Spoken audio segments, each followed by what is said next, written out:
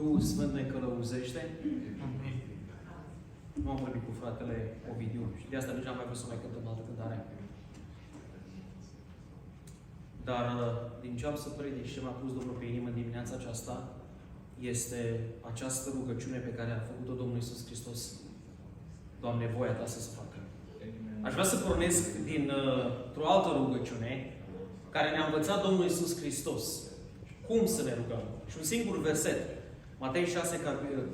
Matei capitolul 6, versetul 10. Și cuvântul Domnului spune: vie împărăția Ta, facă-se voia Ta, precum în cer, așa și pe pământ. Și în dimineața aceasta aș vrea să vedem care e voia Domnului. Care e voia Trinității? Care e modelul Trinității? Ce vrea Domnul de la noi? Cum e în cer? Ați fost dumneavoastră în cer? Eu nu am fost. Dar îl știu pe cineva de care s-a vorbit în dimineața aceasta. Care a venit din cer. Și El este etern pentru că e Fiul lui Dumnezeu. Aș vrea să vorbesc despre modelul Trinității. Și cum e voia lui Dumnezeu care ne-a spus-o că e în cer. Care e relația în Trinitate din cer. Și ce trebuie să facem noi pe pământ. Precum în cer, așa și pe pământ. Precum în cer, între Trinitate, așa și în biserică. Precum în cer, așa și în familia noastră. Amin? Doamne ajută-ne! Nu aș vrea să intru prea mult în problemele doctrinare ale Trinității. Pentru asta, sâmbătă viitoare, la programul pe care fratele David l-a pus la punct, Ministeriul Internship Program, o să discutăm mai detalat și o să discutăm mai mult, mai doctrinar despre Trinitate. Acum vreau să vorbesc în dimineața aceasta aplicativ. Care e voia Trinității? Care e voia Domnului? Aș vrea să în primul rând să spun că ce înseamnă Trinitatea. Trinitatea, Dumnezeu se manifestă în 3 persoane. Fiecare persoană este pe deplin Dumnezeu. Și aș vrea să vă spun că există un singur Dumnezeu. E greu să înțelegem. Poate la nivelul minții, și mi-aduc aminte acum și vreau să vă spun, pentru că sunt și fetele aici, la școala duminicală, o învățătoare de școala duminicală, i-a învățat pe copilași. Copiii erau undeva la 9, 10 ani, 11 ani și au învățat ce înseamnă Trinitatea. Și la urmă i-a întrebat: ați înțeles voi ce înseamnă Trinitatea? Și un copil a spus: e așa ca un ou. Are gălbenuși, are albuși și are coajă. E un singur ou, nu sunt 3 ouă. E doar unul singur. Aș vrea să vă spun că copilașul nu a înțeles. De multe ori ne e greu să înțelegem. Dar, cum am spus, nu vreau să intru în problemele acestea. Vreau să mă limitez la rugăciunea și la cântarea care a pus-o Domnul pe inimă fratelui Ovidiu. Rugăciunea din Ioan, capitolul 17. Mai mult de acolo o să fie, dar și din Evanghelia lui Ioan, pentru că sunt multe versete care ne arată din cuvintele Domnului Iisus Hristos, Cel care a fost în cer, și să ne spună nouă cum e voia Domnului în cer. Ce se întâmplă acolo și ce vrea de la noi. Cum v-am spus, precum în cer, așa și pe pământ. Precum în cer, așa și în Biserica Maranata. Amin? Amin. Vreau în primul rând să spun că în amândouă aceste rugăciuni, rugăciunea din Matei 6 și din Ioan 17, găsim menționat un aspect foarte important. Modelul relației. Trinitatea în cer. Cum trebuie să fie aplicată pe pământ. În familie, în biserică. Pentru ca biserica și familia, știți ce să fie? Un colț de rai. Acea relație pe care s-a pierdut în grădina Edenului să fie din nou în casa noastră. Acea relație care s-a pierdut din grădina Edenului să fie din nou în biserica noastră și între noi și Dumnezeire. Doamne, ai milă de noi. Vreau să răspund și să pendulez între 2 întrebări în dimineața aceasta. La întrebarea: cum este relația în Trinitatea Dumnezeiască în cer? Prin cuvintele Domnului Iisus Hristos. Și cum aplicăm modelul Trinității în viața personală, în viața de familie și în viața bisericii. În primul rând, și aș vrea să spun că am ales 7 modele. Poate să dureze mai mult de 10 minute. Aș vrea să vă spun că sunt mult mai multe. Dar știu că lui frate David îi place numărul 7. De-aia am găsit 7 modele. 7 modele. Cum e în cer? Și așa să fie și pe pământ. Și aș vrea să spun să nu ne grăbim. Am început la 10 și un sfert. Vrem să mai facem o rugăciune la sfârșit. Așa Domnul mi-a uns inima duminica trecută și a spus fratele David, vrem să continuăm așa. După predică să continuăm din nou cu rugăciune. Pentru că nu ne mai întâlnim duminică seara. Vine seara e de scurt. Duminică dimineața de la 9 nu mai putem să ne întâlnim. Ne întâlnim de la ora 10 și de multe ori vrem să venim târziu și să plecăm cât mai repede acasă. Am ajuns așa și am spus de multe ori, Doamne, și eu sunt la fel, nu spuneți nimeni. Vrem să mergem la biserică ca și la Starbucks. Luăm un shot de expresul și am plecat.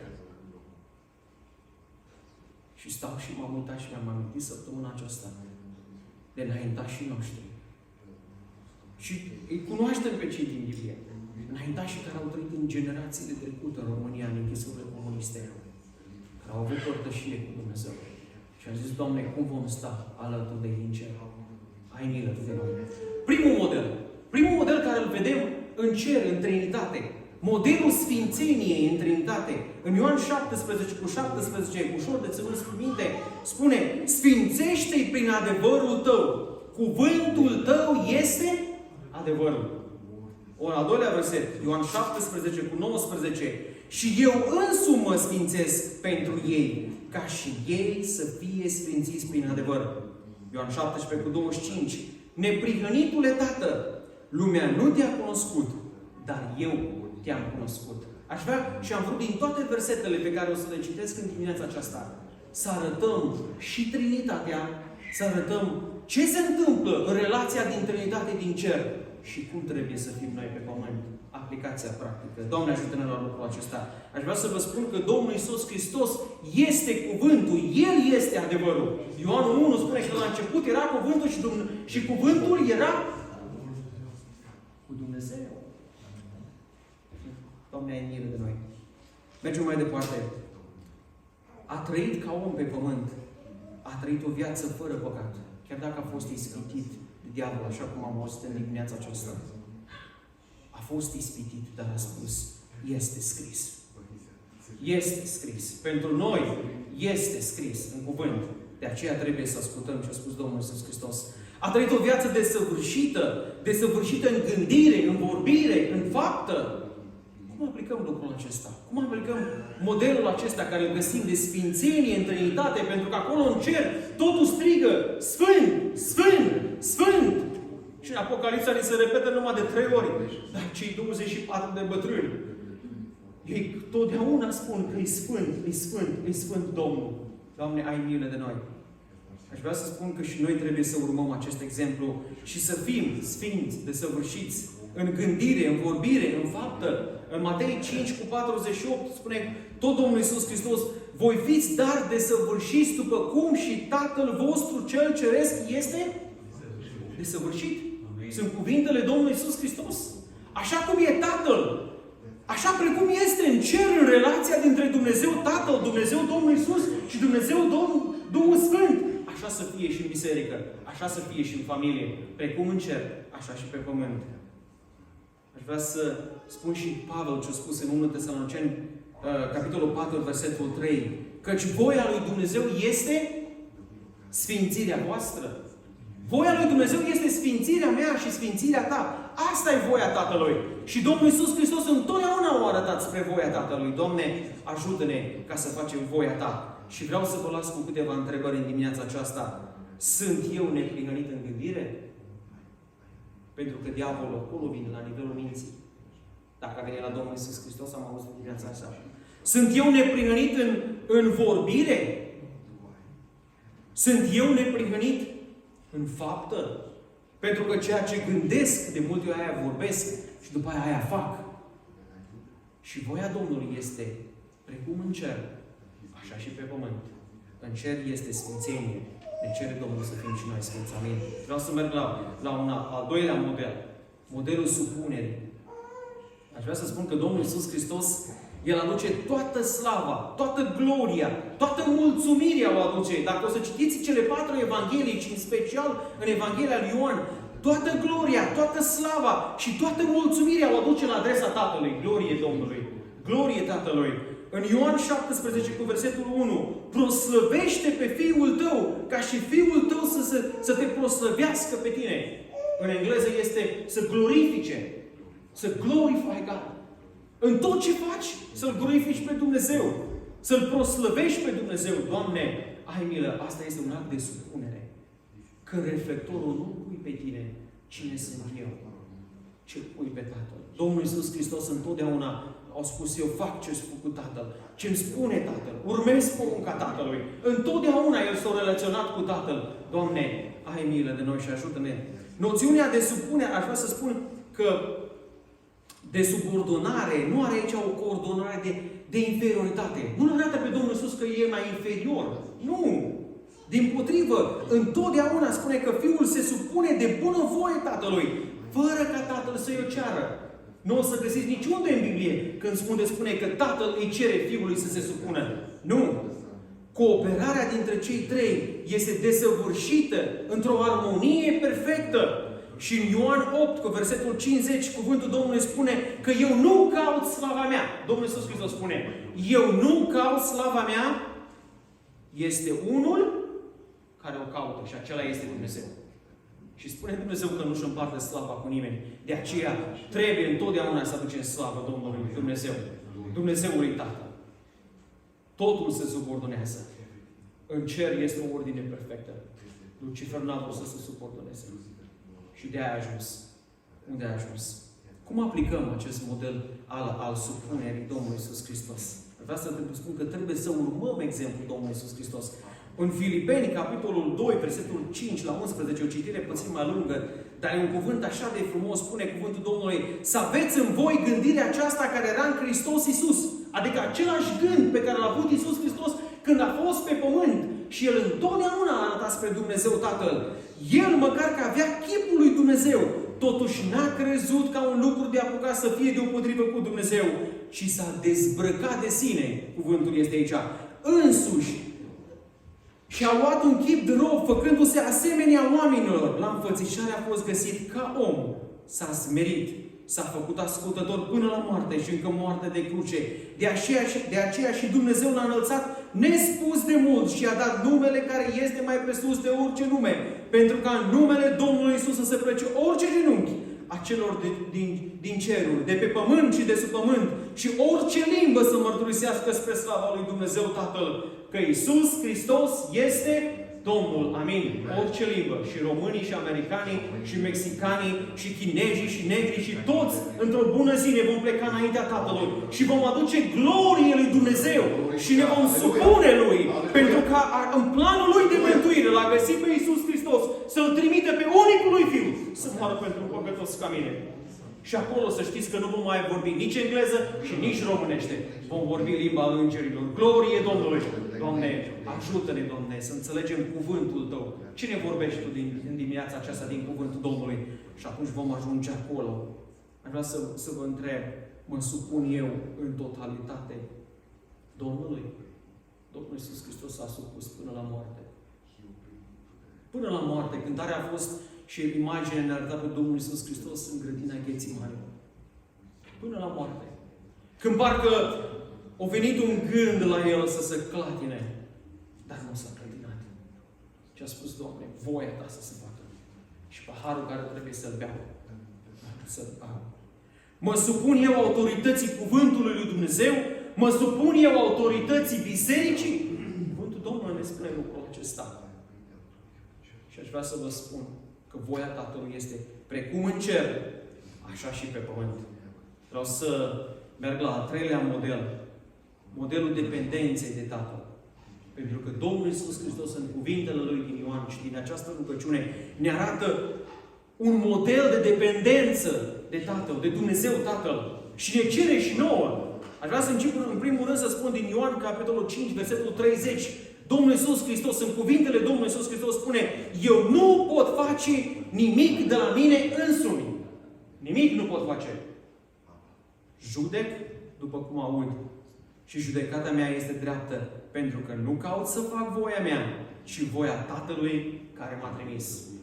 Întotdeauna acest model Domnul Iisus Hristos ne-l arată și nouă. Modelul dependenței de Tatăl.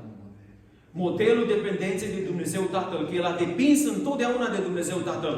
Depindem noi de Dumnezeu Tatăl în lucrările noastre? noastre, în deciziile noastre, în familie noastră, în biserica noastră. Cum aplicăm lucrul acesta practic? În Ioan 15, cu versetul 5, cuvântul Domnului, Domnul Iisus Hristos spune: Eu sunt vița, voi sunteți mlădițele. Cine rămâne în mine și în cine rămân eu aduce multă roadă. Și acum fiți atenți, căci despărțiți de mine nu puteți face nimic.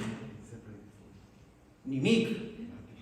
Dacă Domnul Iisus Hristos a spus că eu sunt dependent de Dumnezeu Tatăl, de Tatăl meu sunt dependent în tot ce fac și nu pot să fac nimic decât voia Tatălui și ceea ce îmi cere Tatăl. Ne spune Domnul Iisus Hristos și nouă că nu puteți face nimic despărțiți de mine. Să nu încercăm să ne despărțim de Domnul Iisus Hristos. Pentru că nu vom putea face nimic. Doamne, ajută-ne la lucrul acesta. Vom trece prin încercări, vom trece prin băi adânci, vom trece prin multe încercări în viața aceasta. Dar să nu ne despărțim de Tatăl. Să nu ne despărțim de Domnul Iisus Hristos. Întotdeauna să rămânem conectați la biserică și la Sfânta Trinitate. Doamne, ai milă și ajută-ne de lucrul acesta. Sunt eu sau familia mea, biserica din care fac parte, sunt dependent de Dumnezeu? Nu vreau să-mi răspundeți mie. Fiecare să-și răspundă în dimineața aceasta lui însuși. Sunt dependent de Dumnezeu? Depind eu de Dumnezeu? Aș vrea să vă spun că dacă Dumnezeu nu ne-ar fi dat suflare, nu ne trezeam în dimineața aceasta. Știți că cele mai multe heart attack-uri se întâmplă noaptea? Și nu te mai trezești dimineața? Depindem de Dumnezeu? Depindem de Dumnezeu. Depindem de toate. Dacă Dumnezeu vrea ca să avem de mâncare, o să avem de mâncare. Dacă dorește să avem viață, o să avem viață. Dacă dorește să ne ia la Tatăl, o să ne ia la Tatăl. Dacă dorește să fie cu noi, o să fie, pentru că depindem de El. Doamne, ajută-ne la lucrul acesta. În toate să depindem de El. Avem modelul Domnului Iisus Hristos al dependenței de Dumnezeu. Caut eu voia lui Dumnezeu prin călăuzirea Duhului? Mă las călăuzit de Duhul? Sau numai că nu convine? Și aș vrea să spun că voia Tatălui este precum în cer, așa și pe pământ. Precum în cer, așa și în familia mea. Precum în cer, așa și în Biserica Maranata. Doamne, ai milă de noi. Vreau să merg la patrulea model. Modelul părtășiei cu Tatăl. Dacă am văzut modelul sfințeniei, a supunerii, dacă am văzut modelul dependenței de Tatăl, aș vrea să spun că modelul părtășiei cu Tatăl este următorul. Și Domnul Iisus Hristos, cât a fost pe pământ, a avut părtășie cu Tatăl. În rugăciune, întotdeauna a avut părtășie cu Tatăl. Inclusiv Duhul Sfânt spune că l-a dus în pustie ca să fie ispitit. Dar nu l-a lăsat și nu l-a părăsit. Nu l-a părăsit. Aș vrea să vă spun că nici pe cruce nu l-a părăsit. Dacă o să citiți ce spune Apostolul Pavel în Corinteni, spune că Dumnezeu era în Domnul Iisus Hristos ca să împace lumea cu sine, cu El. Acolo era Dumnezeu, în Domnul Iisus Hristos.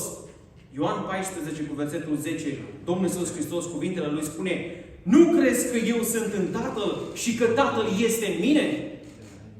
Doriți mai mare dovadă despre Trinitate? Nu vezi, nu crezi că eu sunt în Tatăl și că Tatăl este în mine? Cuvintele pe care le spun eu, nu le spun de la mine, ci Tatăl care locuiește în mine. Tatăl care locuiește în mine, spune Domnul Iisus Hristos, El face aceste lucrări.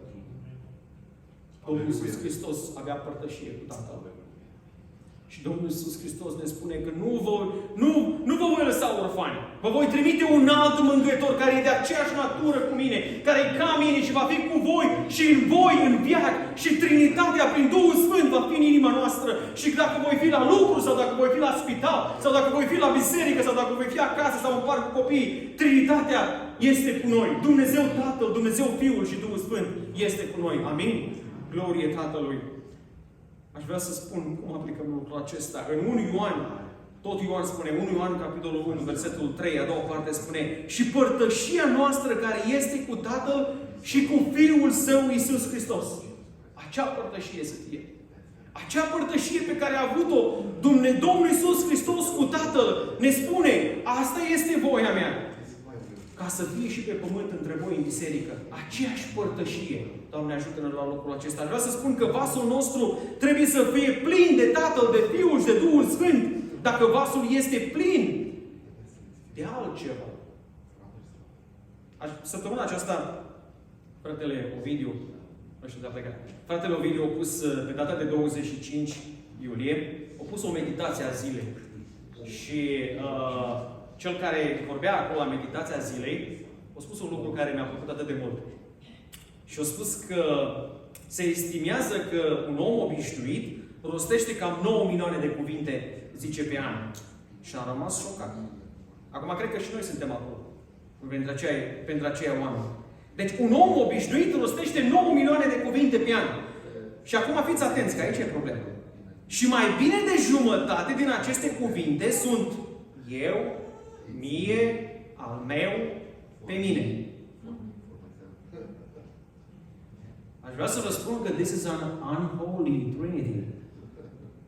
This is an unholy trinity. Asta nu este o trinitate sfântă. Me, I, me and myself.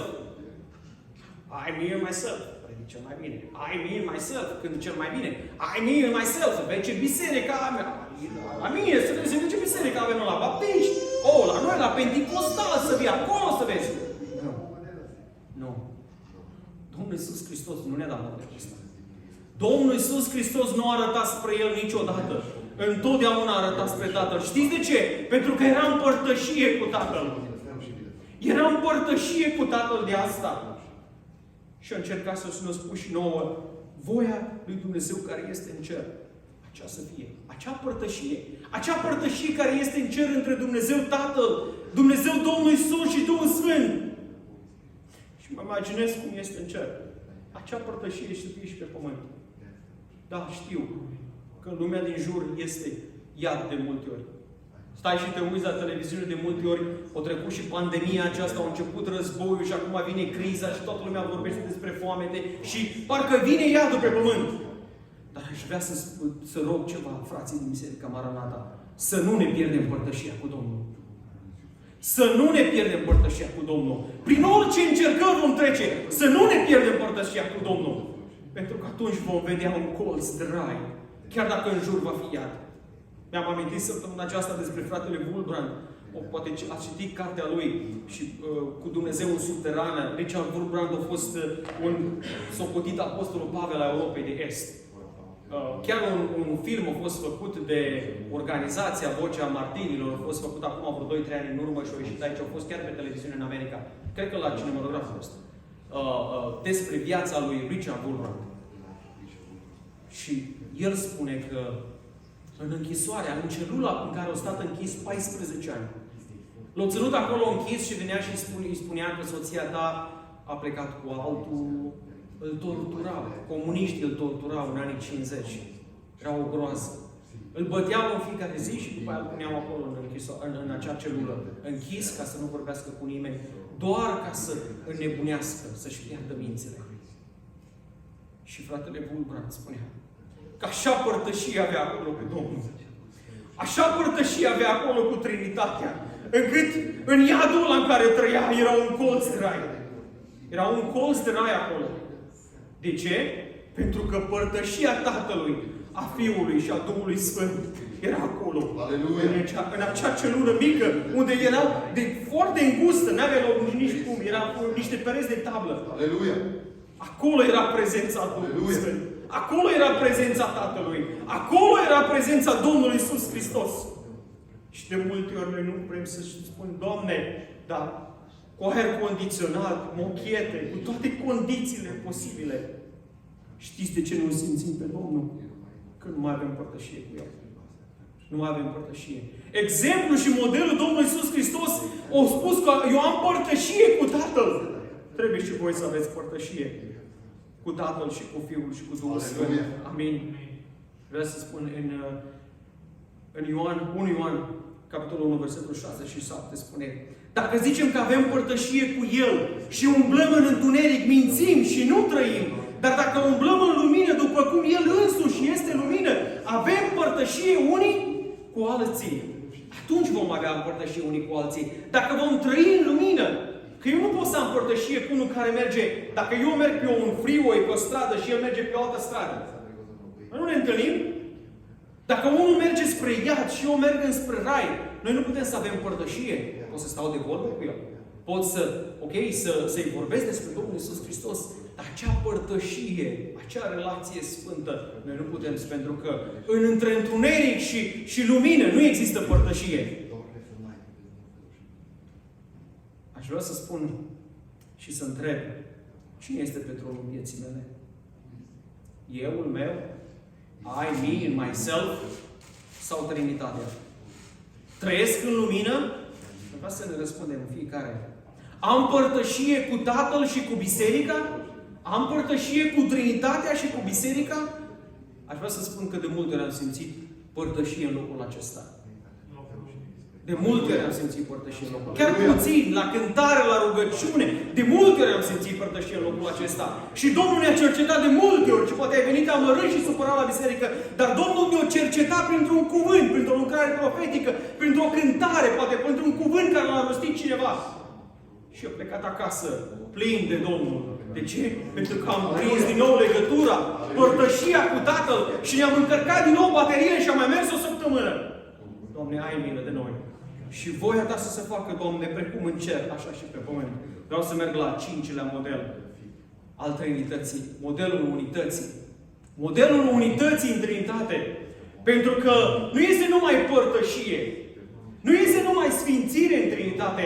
Nu este numai supunere sau dependență totală unul de altul sau de Dumnezeu Tatăl. Și este și un model, ne arată și un model al unității. Care vine Domnul Iisus Hristos și spune: modelul acesta al Trinității, precum noi suntem una, acel model trebuie să fie și în biserică. Domnul Iisus este una cu Tatăl și cu Duhul Sfânt, pentru că au aceeași natură.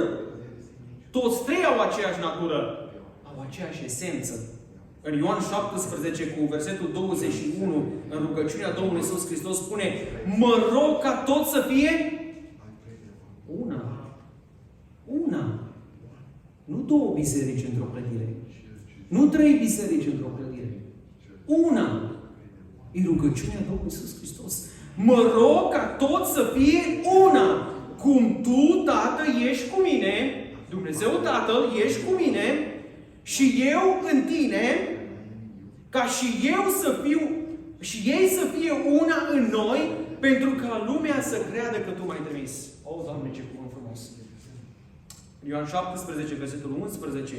Eu nu mai sunt din lume, dar ei sunt din lume și eu vin la Tine, Sfinte Tată. Păzește numele Tău pe aceea pe care mi-ai dat, pentru ca ei să fie una, precum și noi suntem una. Precum suntem și noi. Doamne, ajută-ne la lucrul acesta. Să căutăm și să luăm exemplu acest model al Trinității. Acest model de unitate. Vreau să spun cum aplicăm lucrul acesta. Unitatea se poate realiza, cum am spus, numai când avem toți aceleași principii. Și aici mă refer la Trinitate. Nu mă refer la că eu sunt baptist sau creștin evanghelist sau... Nu mă refer la lucrul acesta. Nu mă refer că unii cred că Domnul Iisus Hristos va veni înainte de necazul cel mare, alții sunt mid-tribulaționiști și alții sunt post-tribulaționiști. Nu mă refer la lucrul acesta. Nu mă refer că unii sunt calviniști sau arminiști. Nu mă refer la lucrul acesta. Când avem aceleași principii, atunci unitatea se poate înfăptui. Când avem aceleași simțăminte, cuvântul Domnului spune. Când avem aceeași dorință de a trăi în părtășie cu Tatăl, atunci putem să avem unitate. Când avem aceeași dorință de sfințire, când suntem conectați prin Domnul Iisus Hristos și călăuziți de Duhul Sfânt, aș vrea să spun că aici nu putem să fim diferiți. Pentru că dacă eu am să caut să fac voia celui rău și tu ai să cauți să faci voia Domnului Iisus Hristos, noi nu ne putem uni. Drumurile noastre o să se despartă la un moment dat. Dar dacă amândoi vom căuta să facem voia Tatălui, dacă amândoi vom căuta și vom spune: Doamne, voia Ta care este în cer, precum în cer, așa să fie și pe pământ în biserica noastră, atunci putem să avem părtășie. Atunci putem să avem părtășie. Doamne, ajută-ne la lucrul acesta. Apostolul Pavel în Roman 12, cu versetul 16, spune: aveți aceleași simțăminte unii față de alții, și atunci se produce unitatea. Efeseni 4, cu 3. Și căutați să păstrați unirea Duhului prin legătura păcii. Prin pace vom găsi unirea Duhului Sfânt. Vom ajunge la acea unitate. Avem noi același gând? acel gând al unității care l-a avut Domnul Iisus Hristos? Avem același simțăminte? Trăim în pace, în familie și în biserică? Sau trăim în dezbinare? Aș vrea să spun că Domnul Iisus Hristos plânge că în biserică sau în familie este dezbinare. Pentru că în Trinitatea care este în cer, este o unitate perfectă. Între Dumnezeu Tatăl, între Dumnezeu Domnul Iisus Hristos și Dumnezeu Duhul Sfânt, este o unitate perfectă și Domnul Iisus Hristos s-a rugat și Ioan a găsit cu cale să rămână această rugăciune, să ne spune: Tată, cu noi suntem una, fă și pe ei una. Și atunci dacă vor cere ceva în numele meu, spune Domnul Iisus Hristos, Domnul va da. De ce nu ne răspunde Domnul Iisus Hristos de multe ori? Pentru că nu suntem uniți. Pentru că nu suntem uniți. Doamne, ai milă de noi. Aș vrea să merg mai departe și la a șaselea model. Modelul armoniei în Trinitate. Nu este numai, cum am spus, dependență sau unitate. În Trinitate este și armonie. O să vedeți cât de frumos cum vorbesc și câtă armonie. Și același lucru dorește Dumnezeu și pentru noi. Tatăl îl arată și îl onorează pe Fiul. Vedeți în cuvântul Domnului, Fiul îl arată și îl onorează pe Tatăl. Duhul Sfânt îl arată pe Fiul și pe Tatăl. Niciunul nu-și caută folosul lui personal. Este un respect reciproc, continuu. Așa este în cer. Din cuvintele Domnului Iisus Hristos, eu nu am fost acolo. Dar Domnul Iisus Hristos a fost și ne-a spus lucrul acesta. În Matei 3, cu versetul 17, cuvântul Domnului spune: Acesta este Fiul meu.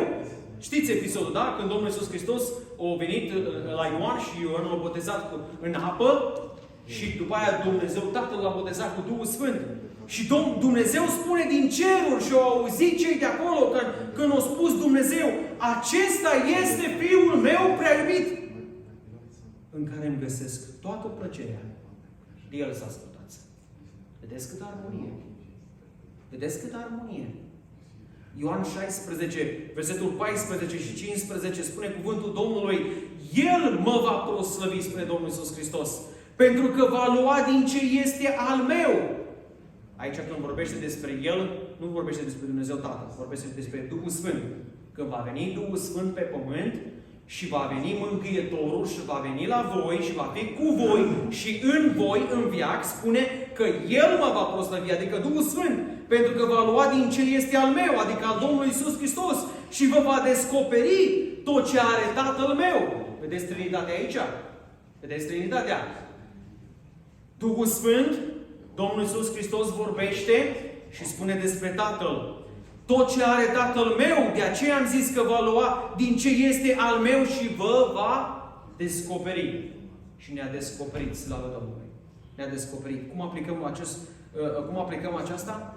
În Romani, capitolul 12, versetul 10, spune: În cinste, fiecare să dea întâietate altuia. Acolo este armonie. Acolo este armonie. Când frații nu se calcă pe picioare unul pe altul, să ajungă în vârf. Când nu-și dau coate și caută pe la spate cu telefoane să-l pune grească păstorul sau pe altul, doar ca să mai meargă el un centimetru în față. Și unde să ajungi? Unde? Pentru că tot ce avem e din mâna Domnului. Tot ce avem e din mâna Domnului. Viață și sănătate și familie și tot. 1 Corinteni 10 cu versetul 24. Nimeni să nu-și caute folosul lui, ci fiecare să caute folosul altuia. Filipeni 2 cu 3. Nu faceți nimic din duc de ceartă sau din slavă de ceartă, ci în smerenie fiecare să privească pe altul mai pe sus de el însuși. Atunci se va produce acea armonie care este în Trinitate, se va produce și pe pământ. Precum în cer, așa și pe pământ. Armonia care iese în Trinitate va fi armonie în biserică, va fi armonie în familiile noastre. Doamne, ai milă de noi! Îl cinstesc și respect eu pe cei din biserică? Dacă nu, să știți că nu va fi armonie. Caut eu folosul meu sau folosul fratelor? Ne răspundem. Trăiesc în armonie cu ceilalți sau în competiție cu frații mei? Competiția e bună, dar pe stadion, unde jucăm fotbal sau alte activități, Dar nu în casa Domnului. Nu în casa Domnului. Nu în familie. Pentru că acolo nu va mai fi armonie. Acolo va fi iad. Unde nu este armonie și unde nu luăm Trinitatea, exemplul Trinității, acolo nu va mai fi armonie. Doamne, ai milă de noi. Și ajută-ne, Doamne, să trăim în armonie. Ajută-ne să trăim în armonie, în colaborare unii cu alții. Și să spunem, Doamne, precum în cer, așa să fie și pe pământ. Amin? Vreau să merg la ultimul model care îl vedem în Trinitate. Am spus că sunt mult mai multe, dar am ales doar 7. Modelul iubirii. Modelul iubirii Domnului Iisus Hristos. Și nimic din toate celelalte modele nu se pot realiza fără iubire. Pentru că iubirea este cimentul care le leagă pe toate. Adevărata iubire înseamnă sacrificiu. Domnul Iisus Hristos și-a dat viața pentru noi. Nu este mai mare dovadă de dragoste decât aceasta. În Ioan 17, din rugăciunea Domnului Iisus Hristos, versetul 23 și 24.